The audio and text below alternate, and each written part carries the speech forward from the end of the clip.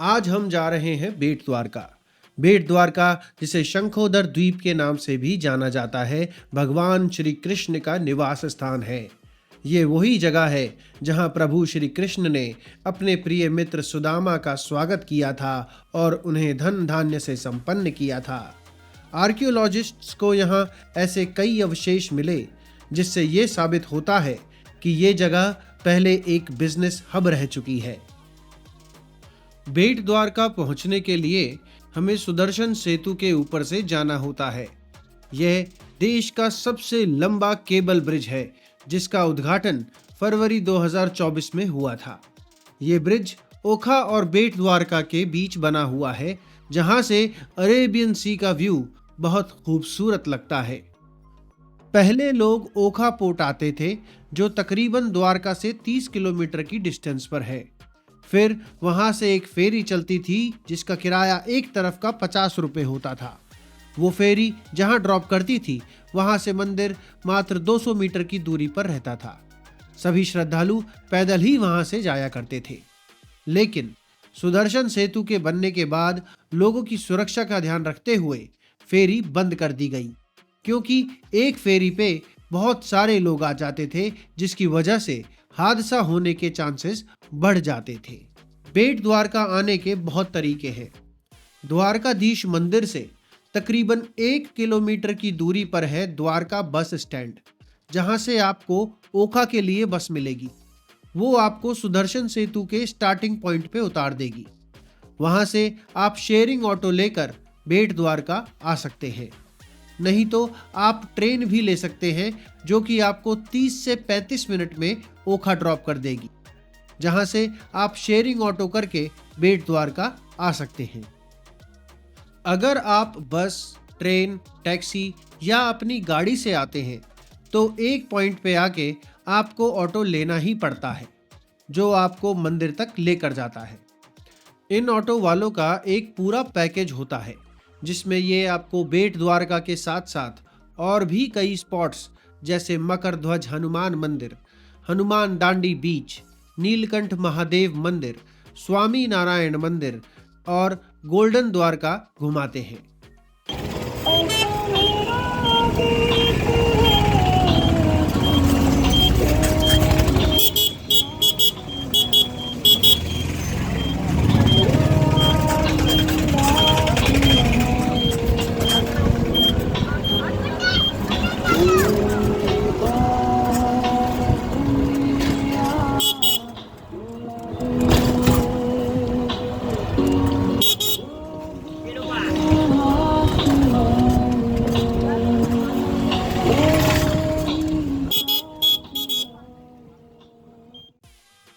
आप देख सकते हैं बेट द्वारका की इन छोटी छोटी गलियों को, जो प्राचीन भारत की झलक दिखाती है।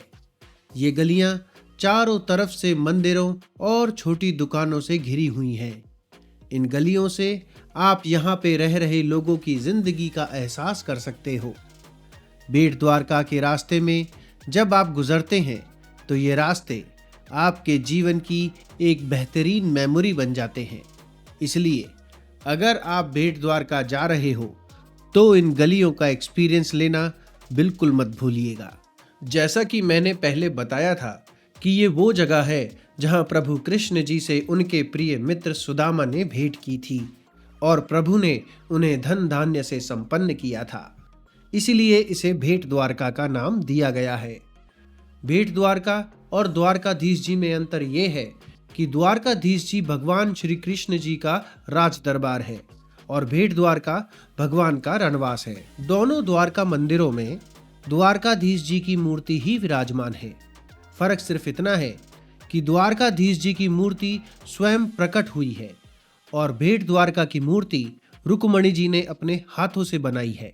भगवान कृष्ण को इस मंदिर में चावल का भोग लगाया जाता है, क्योंकि उनके मित्र सुदामा उनसे मिलने एक पोटली चावल लेकर ही आए थे और श्रद्धालुओं को भी प्रसाद में चावल ही दिया जाता है। मंदिर परिसर में प्रभु श्री कृष्ण के साथ साथ हनुमान जी, विष्णु भगवान, शिव जी और अन्य की पूजा भी की जाती है। सत सेवा सागर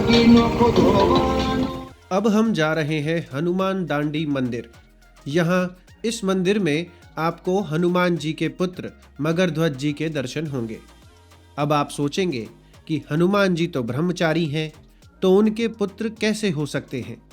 एकदम सही बात है कि हनुमान जी ब्रह्मचारी ही हैं, लेकिन लंका को जलाने के बाद जब अपनी पूंछ को बुझाने के लिए वो समुद्र में आए, तो उनके पसीने की कुछ बूंदें समुद्र में गिर गई, जिसे एक मगरमच्छ ने ग्रहण कर लिया था। उन पसीनों की बूंदों से हनुमान जी के पुत्र का जन्म हुआ, जिसका नाम पड़ा मगरध्वज। रामायण में लिखा है कि जब अहिरावण रामचंद्र जी और लक्ष्मण जी को पाताल लेकर चला गया था, तब हनुमान जी यहीं से, जहां ये मंदिर बना है, पाताल लोक गए थे।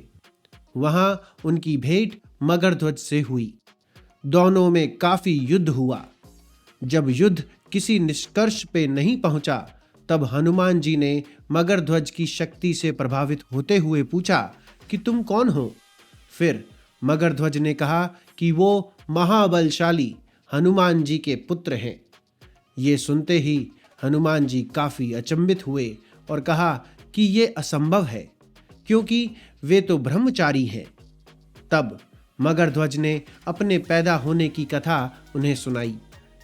हनुमान जी ने भी अपना परिचय दिया और फिर मगरध्वज ने हनुमान जी की मदद की और तब हनुमान जी अहिरावण को मारकर रामचंद्र जी और लक्ष्मण जी को वापस लाए थे।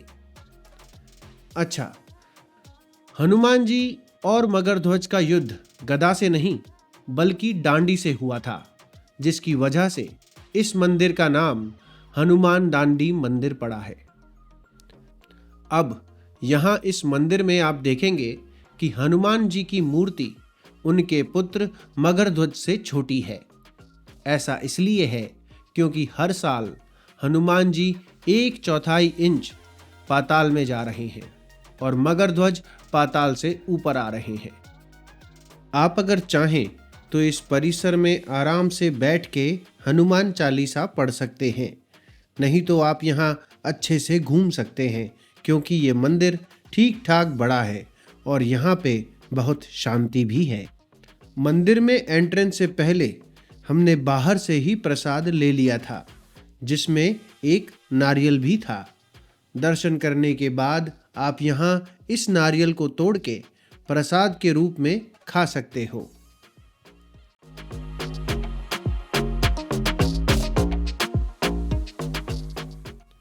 तो अब बजरंग बली के दर्शन करने के बाद हम वापस चल दिए अपने होटल, जो है द्वारका में। अब अगर आपके पास इतना समय नहीं बचा है कि आप सनसेट देखने सनसेट पॉइंट जा पाओ, जो है बडकेश्वर महादेव टेम्पल के पास, तो आप यहाँ से भी सनसेट देख सकते हो, जैसा हमने किया था।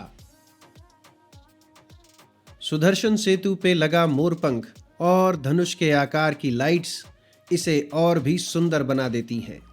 इवनिंग में यह ब्रिज देखने लायक होता है।